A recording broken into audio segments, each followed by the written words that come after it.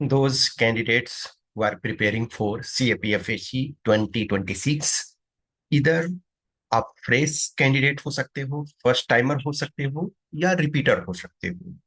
आप में से बहुत ऐसे होंगे जिन्होंने ऑलरेडी इंटरव्यू दिया होगा, या लेट अस टेक इस बार आपने इंटरव्यू दिया या देने वाले हो, या आपने पिछली बार दिया, किसी कारण से ना हो पाया। कुछ ऐसे हो जो फिजिकल में बाहर हो गए, कुछ ऐसे हो जो मेडिकल में बाहर हो गए किसी भी ईयर में।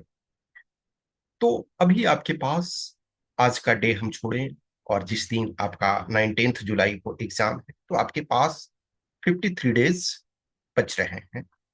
इस 53 डेज यानी कह सकते हो 50+ डेज आपके पास हैं अभी।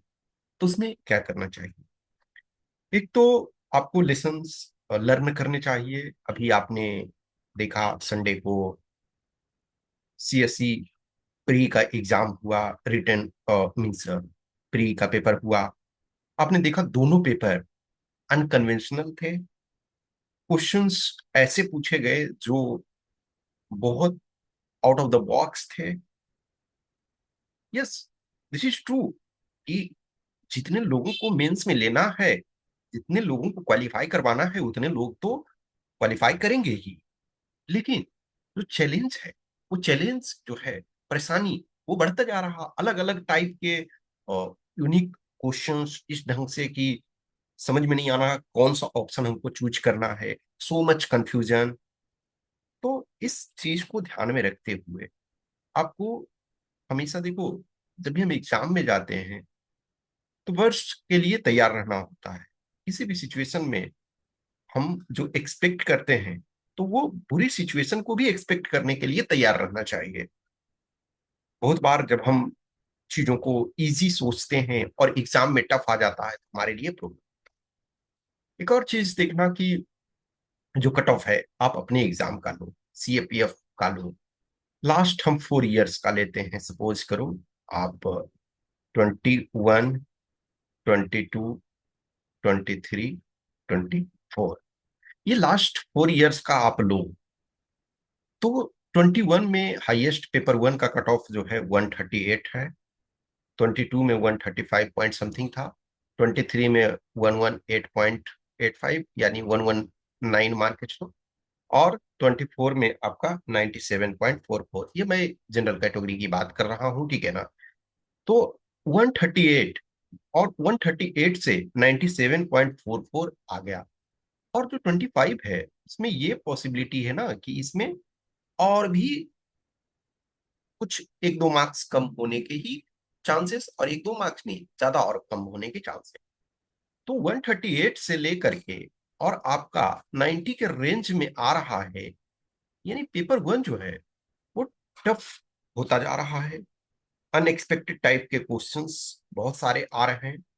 बहुत सारे क्वेश्चंस जो हैं उसमें confusing answers, means confusing options हैं। तो जो हमारा फोकस होना चाहिए, एक तो अभी डाइवर्स टाइप के क्वेश्चन को प्रैक्टिस करना है। करंट पर आपको ज्यादा फोकस करना है।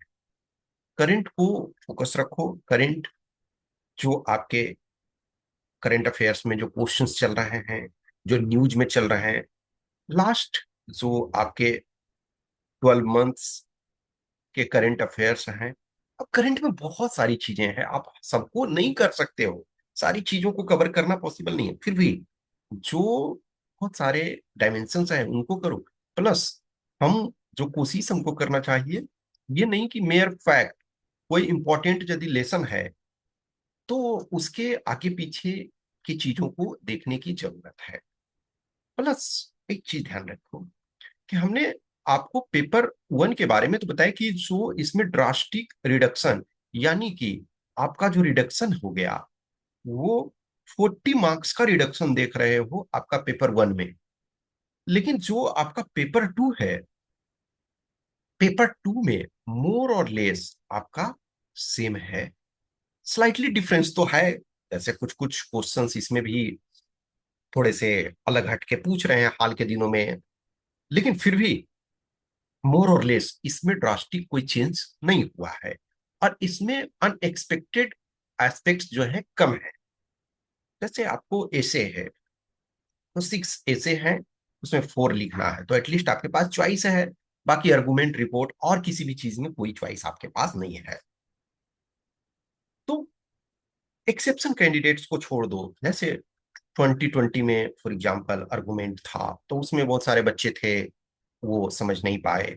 कुछ कुछ ईयर में एक दो ऐसे टॉपिक होते हैं जो प्रॉपर समझ नहीं पाते हैं बच्चे, फिर भी मोर और लेस ऐसा होता है कि आप उसको कर सकते हो। तो अभी ये चीज को ध्यान रखो कि पेपर वन में अनएक्सपेक्टेशन ज्यादा है, अनएक्सपेक्टेड एलिमेंट जो है, सरप्राइज एलिमेंट ज्यादा है। अभी पेपर टू में आपके पास सरप्राइज एलिमेंट कम है। तो इक्वली आपको पेपर टू पे फोकस करो। देखो, जो भी अभी स्टैंडर्ड चल रहा, तो हम ये नहीं कह सकते ना कि कितना पेपर आएगा, कैसा पेपर आएगा तो कितना हमको अटेम्प्ट करना, नहीं, प्री कंसीप्ट नोशन लेके नहीं चलना है। हो सकता है पेपर इजी रखे, हो सकता है पेपर डिफिकल्ट। तो यदि इजी है या रिलेटिवली मॉडरेट है तो आपको थोड़ा ज्यादा अटेम्प्ट करना है। थोड़े टफर साइड में है तो आपको कम अटेम्प्ट करना है। लेकिन पेपर टू में तो आपको ऐसा कोई बाउंडेशन नहीं है, उसमें तो आपको फुल अटेम्प्ट करना है। 200 मार्क्स के हैं, 300, थ्री, सॉरी 3 आवर्स हैं, तो आपको पूरे टाइम में अटेम्प्ट करना। 4 ऐसे आपको पता है लिखना है, 2 आर्गुमेंट्स आपको पता है, 2 रिपोर्ट आपको पता है, 1 प्रेसी आपको पता है, 1 आरसी आपको पता है, और प्लस ग्रामर में आपको पता है। तो ये सारे आपको करना। पेपर वन में आप ये नहीं कर सकते हो कि हमको सारे करने हैं और कितने करने हैं। पेपर बहुत टफ होगा तो आपको क्वेश्चंस ज्यादा छोड़ने पड़ेंगे। अब जस्ट इमेजिन करो कि 138, इसका मतलब क्या है, 69 क्वेश्चन उसमें आपको निगेटिव हटा करके सही होने थे। और यदि आप यहां देखो तो यहाँ एक तरह से 49 क्वेश्चंस आपके सही होने थे। तो जस्ट सोचो, किसी कैंडिडेट ने यहाँ जो है वो 69 सिर्फ बनाए होंगे, कुछ गलती वलती होने के बावजूद भी इतने का सही हो सकते हैं, इससे ज्यादा भी सही हो सकते हैं। लेकिन यहाँ 69 यदि क्वेश्चन सही ये थे, कट ऑफ थे, तो ऑब्वियसली बात है कि आपको अटेम्प्ट जो है बहुत ज्यादा की जरूरत है। इवन प्रोवाइडेड कि भाई आपका एरर होगा, मीन्स गलती होगी, मिस्टेक्स होंगे। तो इस चीज का ध्यान रखना है कि यदि आपका क्वेश्चन टफ साइड में है तो आपको कम अटेम्प्ट करने होंगे। क्वेश्चन थोड़े मॉडरेट इजी टाइप के हैं, थोड़े ज्यादा अटेम्प्ट आपको करने पड़ेंगे। पॉसिबिलिटी जैसे है कि पेपर मॉडरेट लेवल का है तो आपको 90% क्वेश्चन अटेम्प्ट करने पड़ेंगे। क्वेश्चन थोड़ा टफ है तो आप 80% अटेम्प्ट करोगे या 75% अटेम्प्ट करोगे, डिपेंडिंग ऑन। तो यहाँ आप कम और बेस अटेम्प्ट करते हो, लेकिन यहाँ तो पेपर टू में जो है आपको पूरे अटेम्प्ट करने की जरूरत होती है। तो देखो, एक चीज और ध्यान रखना कि जो हमारा कट ऑफ, फॉर एग्जाम्पल हम जैसे फॉर एग्जाम्पल लास्ट 2 इयर्स का जस्ट फॉर एग्जाम्पल आपको दिखाता हूँ, ये चीज मैंने ऑलरेडी बहुत बार डिस्कस किया हुआ था। तो हम 97.44, हम थोड़ी देर के लिए 97 मान लो, 24 बारे में 97 मान लो, 0.44 को हटा दो। तो ये पेपर वन का, और 182 जो है वो आपका पेपर टू का कट ऑफ है। इसका मतलब क्या है, 85, आपको 85 का डिफरेंस है। 23 वाले में लो तो 118.85 यानी 119 रखो, और जो रिटेन का कट ऑफ था 190, आपका 6 था। तो इसका मतलब क्या है, 77 यहाँ आपका डिफरेंस है। मतलब क्या है, आज के जो टाइम में आप यदि पेपर वन में बहुत, पेपर वन आपका स्ट्रांग नहीं है, पेपर वन में बहुत अच्छा नहीं कर पा रहे हो, तो ये ध्यान रखो कि पेपर टू में आपका टारगेट 90 प्लस ही होना चाहिए। इनफैक्ट 100 प्लस डिफिकल्ट नहीं है, बहुत सारे बच्चे हैं जो 100 प्लस ला रहे हैं। तो टारगेट आपका 100 प्लस होना चाहिए, लेकिन किसी भी कीमत पे आप 90 प्लस का टारगेट रखो। प्रोवाइडेड एक्सेप्शन ये है कि आपका पेपर वन बहुत अच्छा हो। यदि आप पेपर वन में सपोज करो, यहाँ किसी का 119 था, कट ऑफ था, और किसी ने 150 ले आया, तो यहाँ फिर थोड़ा कम भी लाओगे तो आपका चलेगा। लेकिन यदि आपका ऐसा नहीं हो रहा है तो आपको पेपर टू को भी इक्वली आपको फोकस करना। और पेपर टू में सरप्राइज एलिमेंट कम है, तो आप ध्यान रखो कि पेपर टू को इक्वली इंपॉर्टेंस दो। इट इज नॉट ओनली कि हम एमसीक्यू सोल्व कर रहे हैं, एमसीक्यू सोल्व करने में रिलेटिवली मजा आता है, लिखने में थोड़ा कष्ट होता है। आप ऐसे भी देखो ना कि पेपर वन का 2 आवर्स है और पेपर टू का 3 आवर्स है, और 3 आवर्स में आपको कंप्लीट 1 मिनट भी पेन नहीं आप ड्रॉप कर सकते हो। आप 2 सेकेंड, 4 सेकेंड, 5 सेकेंड, 10 सेकेंड तो आप थॉट दे सकते हो, पेन ड्रॉप कर सकते हो, लेकिन कंटिन्यूअस ऐसा नहीं होगा कि आप 2 मिनट तक सोच रहे हो, नहीं। यदि इतना, हाँ, शुरू में जैसे जैसे ही हमको पेपर मिलता है, जैसे ही हम एग्जाम स्टार्ट होता है, तो आपको 3-4 मिनट आप थॉट दे सकते हो कि अच्छा चलो कौन सा ऐसे हमको यूज करना है, या हमको क्या हमको डायमेंशन कवर करने हैं। लेकिन जब एक बार आप राइटिंग स्टार्ट करते हो, तो फिर आप ये नहीं होगा कि आप पेन को 2 मिनट्स ड्रॉप कर रहे हो, नहीं। यदि आप वो करोगे तो छूट जाएगा, एक्सेप्शन कैंडिडेट को छोड़। तो अभी से ये चीज को ध्यान रखो कि पेपर वन में अनएक्सपेक्टेड एलिमेंट्स बढ़ते जा रहे हैं, अनएक्सपेक्टेड टाइप ऑफ चीजें बढ़ती जा रही है। इसलिए पेपर टू पे जिनको लगता है कि हम पेपर टू थोड़ा अच्छा है, तो एक्स्ट्रा पुश करो, राइटिंग की प्रैक्टिस अधिक से अधिक करो। जब आप लिखते हो तो आपको पता चलता है कि यस, हम क्या कमियां हमारी है। और ये जरूरी नहीं है कि कहीं टेस्ट लिखो, आप खुद से प्रैक्टिस कर सकते हो ना।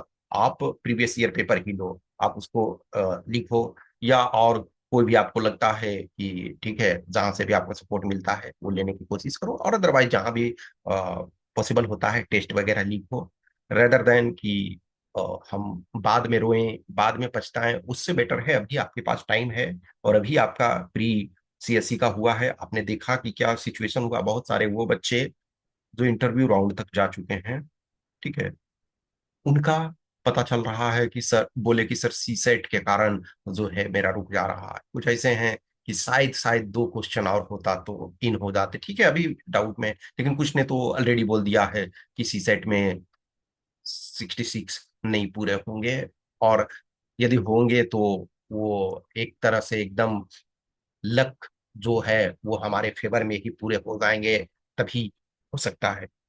तो ये चीज को ध्यान रखो कि जो इंटरव्यू राउंड तक जा चुके हैं उनकी कुछ की ये स्थिति हुई है।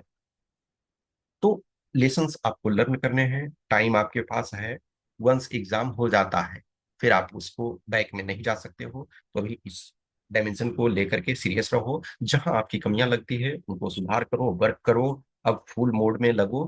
कुछ क्वेश्चंस, क्यूरी, डाउट्स है तो आप मैसेज कर सकते हो, कमेंट कर सकते हो, बट बी सीरियस, पूरे तरीके से रेगुलर रूप से लिखो, नए नए टाइप के क्वेश्चन करो, करेंट अफेयर्स को अच्छा खासा वेट दो, ठीक है।